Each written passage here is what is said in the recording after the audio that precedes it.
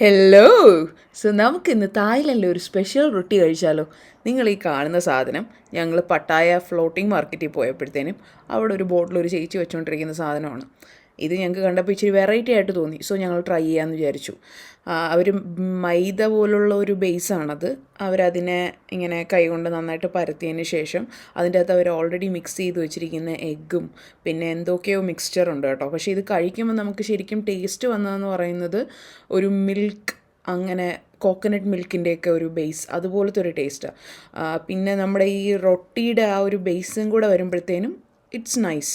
എന്നിട്ട് പുള്ളിക്കാരത്തി ഈ തവയിലിട്ട് ഫ്രൈ ചെയ്തിട്ട് എന്നിട്ട് അവസാനം ഇവർ ഇതിൻ്റെ അകത്ത് തേങ്ങാപ്പാൽ അതിൻ്റെ കൂടെ ഒഴിച്ചു തരും. അപ്പോൾ ശരിക്കും അത് ടേസ്റ്റ് ചെയ്യുമ്പോഴത്തേനും നല്ല ഒരു സ്വീറ്റ്നെസ് ഉണ്ടായിരുന്നു കേട്ടോ. 150 ബാത്തായിരുന്നു ഇതിന്. And it was worth the visit. So നിങ്ങൾ പോവുകയാണെങ്കിൽ നിങ്ങൾക്ക് പറ്റുകയാണെങ്കിൽ ട്രൈ ചെയ്യുക. That's it. Bye bye.